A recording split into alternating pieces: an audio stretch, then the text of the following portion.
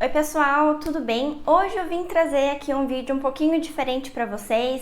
Essa semana eu estava lendo um livro que não estava funcionando tão bem para mim e eu já postei aqui um vídeo nesse mês de fevereiro sobre uma das leituras que também eu não curti tanto. E trocando com a Nicole, a gente está fazendo algumas leituras conjuntas, ela deu a ideia de eu fazer esse vídeo então, que é para falar sobre os livros que não funcionaram para mim. Uma das coisas que eu queria conversar com vocês é que imagino que vocês, como eu, devam consumir bastante conteúdo sobre livros, sobre literatura, e essas indicações elas acabam contribuindo, influenciando em certo nível os livros que nós vamos escolher para ler. Isso é super normal, né? Mas uma das coisas que eu tenho percebido é que é muito importante, antes da gente pegar essas influências, né, dessas pessoas que a gente consome conteúdo, é entender aquilo que funciona pra gente. Eu posso gostar de um determinado livro, você pode não gostar e tá tudo bem, porque tem tipos de livro que vão fazer mais sentido para determinados tipos de pessoas. E isso fala muito de encontro com a nossa vida pessoal, sobre as nossas influências, sobre as nossas referências, sobre os nossos gostos pessoais e tudo aquilo que constitui a gente como sujeito. Por isso que não existe unanimidade na literatura. Tem pessoas que vão odiar alguns clássicos, outras vão amar. Eu estou lendo Os Miseráveis agora, eu vejo que ele tem aí algumas divisões de opiniões também, apesar de eu estar amando o livro. Então isso é muito natural e eu acho que antes de qualquer coisa é importante a gente respeitar os gostos, as opiniões dos outros, que vão ser diferentes, mas nem por isso menos válidas do que a nossa. Então eu resolvi trazer aqui alguns desses livros que não funcionaram para mim, vou explicar o porquê e assim acho que vocês também conseguem entender um pouquinho do meu gosto pessoal. Tenham sempre isso em mente na hora de pegar recomendações de livros. Vou começar com o primeiro, então, que eu não tenho físico aqui, que é o Pais e Filhos do Turgenev. Sim, gente, Turgenev, eu que amo uma literatura russa, eu que adoro o Diário do Homem Supérfluo do mesmo autor, fui para esse livro e eu acho que um dos pontos que pegou bastante na minha experiência de leitura é que todo mundo disse que eu ia amar. Então, assim, né, é o famoso cria unicórnios, mas não cria expectativas. Esse é um livro que eu gostei da escrita dele, eu acho que o Turgenev, ele escreve muito bem, eu entendo a proposta do livro, mas não funcionou para mim. Esse é um livro que ele vai trazer um recorte histórico da Rússia e que vai trazer, então, esses movimentos dissonantes entre pais e filhos. Então, os pais sendo um pouco mais tradicionais, mas eu não acho que essa é a palavra certa, e os filhos muito revolucionários, muito tentando ali causar uma mudança nessa sociedade de acordo com aquilo que eles achavam mais correto. E tem um personagem, o Bazarov, que é o nihilista, e esse personagem especificamente eu gostei do desenvolvimento, gostei da construção e do final que o Turgenev deu para ele. Mas o conjunto da obra como um todo não funcionou, eu achei chato, achei maçante, não me dava aquela vontade de eu quero pegar esse livro, quero saber o que vai acontecer, mas eu li ele até o final. Esse é um exemplo de livro que, na minha opinião, eu acho que você ter em vista o contexto histórico e social que vai amparar essa obra vai fazer com que a tua leitura cresça bastante. Mas esse é o tipo de temática que eu não curto tanto. Então, livros que eu preciso considerar muito o contexto histórico acabam não me chamando tanta atenção. E eu já falei em um vídeo aqui no canal que eu sei que eu acabo perdendo algumas nuances, algumas camadas da história, mas isso é uma característica pessoal minha, né? Se é boa ou ruim, ela está aí e faz parte de mim. Então eu vejo que os livros que vão ter digressões, que vão falar muito mais da construção, da psique, dos dilemas pessoais e morais das pessoas, são o que vão me chamar mais atenção. Tanto que nessa obra do Pais e Filhos, do Turgenev, o que eu mais gostei foi o personagem Bazarov, que é um personagem niilista que a gente vai acompanhar então os dilemas que ele vai vivenciar ao longo do livro. E daí a gente vai para 2 livros infantis. O primeiro é o Quebra-Nozes. Essa edição que eu tenho da Zahar, ela vai trazer tanto a versão do Dumas quanto a do Hoffmann. A gente já tem resenha aqui sobre esse livro, então não vou me estender sobre a narrativa. Vou deixar no card de descrição o link para vocês assistirem, mas basicamente eu acho que nessa edição, principalmente, que a gente tem essas 2 versões, a primeira, que é a do Dumas, é um pouco chata, e a segunda, que é a do Hoffmann, eu achei um pouco mais interessante. Mas eu achei uma história bem viajada e talvez funcione sim para crianças. Apesar de ter aqui algumas coisas meio chocantes, mas tem histórias infantis que são assim, né? Mas não funcionou para mim. Eu acho que aqui tem um aspecto do Hoffmann que eu curto bastante, que é a fantasia, é o fantástico, que é o que ele vai trazer, né? Eu consigo ver reminiscências aqui, alguns traços do que ele vai trazer no Homem de Areia, que é um conto dele que eu gosto bastante. Mas esse especificamente acabou não funcionando. Eu acho que quando eu cheguei também na leitura do conto do Hoffmann, que é o original, a gente chega um pouco cansado. Isso fez com que contribuísse para minha experiência não ser tão boa com esse livro e com esse autor nessa edição especificamente. Eu acho que esse é um ponto para vocês pensarem, que às vezes as coisas não funcionam pra gente. Pode ser edição, pode ser o fato da gente não ter pesquisado tanto sobre a obra, e esses são alguns dos elementos que eu também vou conversar com vocês um pouco mais pra frente. Mas o outro livro daí que eu senti que não funcionou pra mim e eu terminei porque eu não queria abandonar foi O Jardim Secreto. Esse é um livro, né, uma história, na verdade, que ele tá no meu imaginário há muito tempo por conta do filme. Eu sempre tive interesse de conhecer a obra por conta disso. Aproveitei uma das promoções que teve da Zahar, eu acho que eu paguei R$17 nesse livro, e li daí recentemente com a Nicole e com a Gabi. A Gabi, por sinal, abandonou o livro, vou dizer que me deu vontade também, mas ela também é uma história cansativa. Aqui tem uma parte especificamente que ela vai falar sobre o jardim secreto, ela vai adentrar num jardim especificamente, e por conta disso ela vai cultivar a terra, ela vai cortar as plantas, ela vai preparar todo aquele jardim e cuidar mesmo de uma forma mais adequada porque ele está abandonado. Dessa forma, a gente vê bastante esse contato com a natureza. Tem falando dos campos, como que funciona, o cheiro das flores, o barulho dos insetos, toda aquela vida, principalmente muito efervescente na primavera. Então ele é bonito, ele dá aquela vontade de você sair, carpir um lote e plantar uma flor, mas a história como um todo eu achei ela um pouco cansativa e o final ele é bem óbvio, né? E eu acho que por ser uma história de criança a gente não pode esperar muito nada diferente disso, mas é um livro que acabou também não funcionando tanto pra mim e eu acho que talvez para uma criança isso daqui sim faça bastante diferença, porque você consegue imaginar muitos cenários, tem muitos detalhes, tem como você construir todo esse universo facilmente na sua mente. E isso mostra que esses livros não necessariamente são ruins, gente, muito pelo contrário, mas que acabam não funcionando pra mim. A exemplo de um livro que é um clássico que eu li e eu terminei assim, gente, eu não consigo entender o que as pessoas veem nele, que é o Miss Dalloway, da Virginia Woolf. Eu li esse livro, eu acho que foi no ano passado ou no ano retrasado. Eu tive muita dificuldade com o estilo de escrita, com esse fluxo de consciência. Eu lembro que na hora que eu tava lendo o livro, eu ia fazendo marcações para eu entender quando que começava um fluxo de consciência e quando terminava outro, porque aqui a gente não tá no fluxo de um personagem, né? A gente tá em vários personagens que estão vivenciando no mesmo ambiente, no mesmo universo, e a gente vai saltando de mentalidade para mentalidade. Esse é um dos livros que eu acho que uma leitura conjunta faria mais sentido para mim, e pesquisar mais sobre a obra e sobre a autora também iriam contribuir positivamente para minha experiência. Então é um livro que eu acho que eu vou reler, mas eu vou reler nessas condições, dentro de um clube, dentro ali de condições que vão realmente contribuir, fazer com que eu veja outras nuances dessa obra que eu não consegui extrair. E eu sei que eu não consegui, gente. Eu terminei o livro assim, tipo, tá, eu não entendi nada,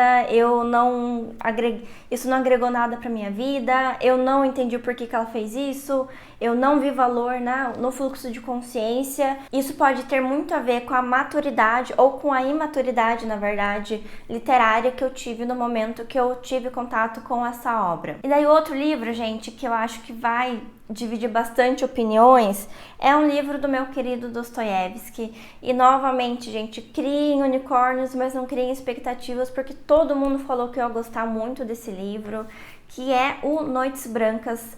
Esse é um livro curtíssimo, eu li ele na ordem cronológica, então foi depois da Senhoria, e a Senhoria eu tinha amado, é um livro que eu gostei bastante, eu favoritei, é um livro que eu pretendo reler, e a gente também tem resenha aqui no canal, bem como o de Noites Brancas, mas chegou no final e eu senti assim que foi um livro bem romântico do Dostoiévski, mas que é uma faceta dele que eu não gosto. Tá? Eu gosto dos personagens perturbados dele, eu gosto da fantasia, né, do fantástico que às vezes a gente encontra em obras como o Duplo, e até um pouco em A Senhoria tem alguns elementos disso, tem elementos góticos também, mas o Dostoiévski romântico não curto. Esse relacionamento, esse casal, né, que a gente vai acompanhar, né, essas duas pessoas, na verdade, que se encontram nas Noites Brancas de São Petersburgo e que vão travar ali uma amizade e vão se conhecer, e tem um desfecho, né, se esse casal vai ficar junto, se não vai, como que vai ser o desdobramento dessa história. Não funcionou. Eu sei que é uma porta de entrada para muitas pessoas na literatura clássica e na literatura do Dostoiévski, de sua obra, mas ela não tem aquilo que me chama atenção em outras obras do Dostô. Bom, falando aí dos russos, gente, tem um outro livro que pra mim eu também tava com uma expectativa bem maior. Não é um livro que eu desgostei, eu gostei dele, mas eu tava esperando mais, que é A Morte de Ivan Ilitch, do Tolstói. É uma novela também super curtinha. Eu lembro que eu li esse livro depois de ter lido O Diário do Homem Supérfluo, e aqui a gente vai ter algumas similaridades, porque a gente vai acompanhar a trajetória de pessoas depois que elas estão ou mortas ou nos seus últimos dias. Então aquele processo de rever a vida e ver se o saldo da vida foi positivo ou negativo, e o que a gente faz diante dessa descoberta. Aqui tem um ponto diferente, que o Tolstói vai trazer a morte acontecendo. Então o personagem que vai agonizar no final, a gente vai acompanhar esses últimos momentos dele, ele brigando com a morte, com a vida. Só que eu li isso também na Crônica da Casa Assassinada, do Lúcio Cardoso. Então, e foi um livro que me arrebatou. Então eu cheguei aqui para A Morte de Ivan Ilitch um pouco calejada desses outros livros que foram muito bons, que me marcaram realmente ali, que me deixaram de ressaca literária, que eu entrei também no hiperfoco de estudar sobre o Homem Supérfluo. Então, assim, que foram livros realmente muito marcantes.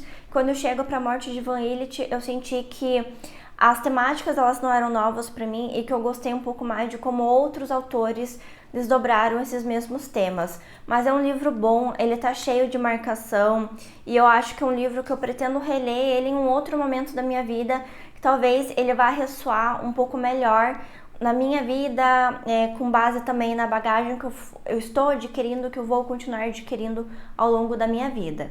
E daí, o livro que originou essa lista, gente, era um livro que eu estava muito ansiosa para ler. Ele está na minha lista de 12 livros para 2024 e que eu terminei essa semana, é O Grande Gatsby. Esse é um livro que eu sempre esteve, né, no meu imaginário, eu sempre me interessei bastante. Eu vi as pessoas falando muito bem dessa edição, dessa tradução. Aqui a gente tem uma edição que carrega a capa original do livro, então isso é muito legal, eu achei muito bonito. Só que o que eu encontrei na obra não estava de acordo com o que eu estava imaginando que eu ia encontrar. E novamente, não é uma obra ruim, eu vi muita gente falando que tem esse livro como favoritado, e o que eu estou fazendo agora é estudar sobre a obra, sobre o autor, pegar textos de apoio, tentar fazer realmente um mergulho, porque a minha sensação é que talvez eu não tenha conseguido captar todos os elementos que o autor trouxe. Então, agora que eu estou estudando um pouco mais, eu estou compreendendo mais a obra, entendo os movimentos, apesar de ter achado grande parte do livro chato. Eu acho que a gente podia ter o começo e o fim do livro, e a parte do meio a gente poderia não ter. mas eu estou tentando apreciar a obra, estou tentando ver valor nela, porque eu sei que é um livro muito cotado, um livro clássico, e eu realmente quero extrair o melhor que eu posso desse livro. Mas gerou uma frustração, eu acabei não apaixonando por ele, como eu imaginei que aconteceria. Eu acho que esse é um ponto, gente, que é legal a gente pensar, porque às vezes a gente precisa estudar sobre a obra, a gente precisa se aprofundar para entender o porquê que o autor fez determinadas escolhas, porquê que ele estruturou a narrativa de determinada forma. Tudo isso vai contribuir daí para a percepção e para a análise que a gente vai fazer do livro. Pensando em experiência de leitura, não foi um livro que me agradou, mas eu estou pensando no processo de leitura como um todo e a absorção do conteúdo dele. E nesse momento ele está crescendo um pouco aí no meu conceito, e eu acho que às vezes a gente precisa se esforçar um pouquinho mais com alguns livros para ser até mesmo respeitosa com aquilo que ele está entregando. O próximo livro vocês já me ouviram falar aqui, que é O Sol é para Todos. A gente tem um vídeo que eu comentei as minhas primeiras impressões dele, então vou deixar também aqui no card de descrição o link para que vocês possam assistir caso não tenham assistido. Mas aqui eu quero trazer um ponto que eu não trouxe nas outras resenhas, nos outros vídeos que eu falei sobre ele. Eu imaginei que eu não ia gostar desse livro, então eu quis dar uma chance mesmo assim. Eu achei que eu precisava, dar uma chance, conhecer a obra antes de realmente dizer que eu não gostava do livro, porque como que eu posso dizer que eu não gosto de algo sendo que eu não li? Mas eu devia ter ouvido a minha intuição. Eu acho que a partir desse momento vou dar um pouquinho mais de atenção para as vozes da minha cabeça.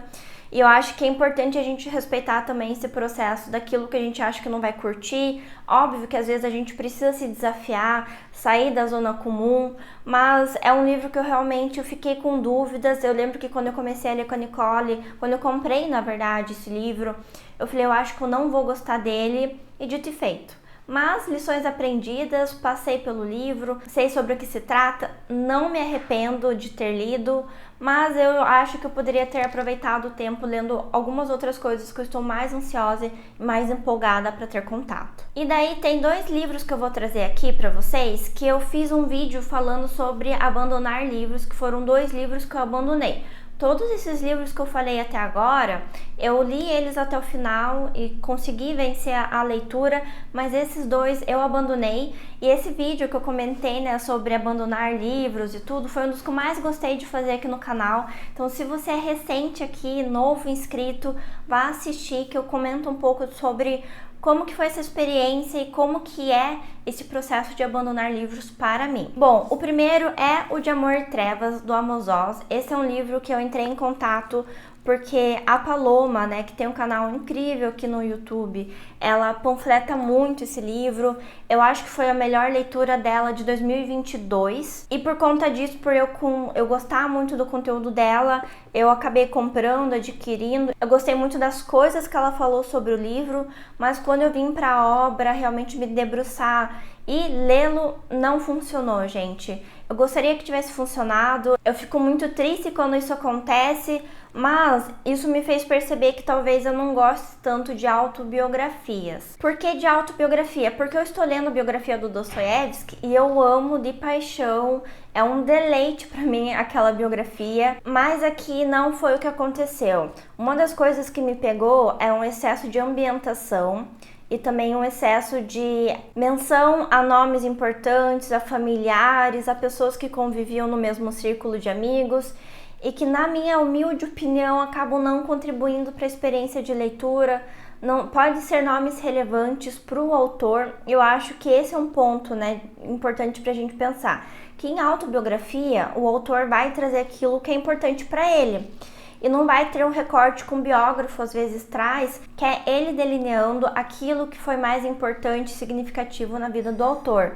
Então, nem sempre as memórias daquela pessoa vão ser tão significativas para o leitor quanto é para aquele que está escrevendo. E eu senti um pouco sobre isso aqui nesse livro, sabe?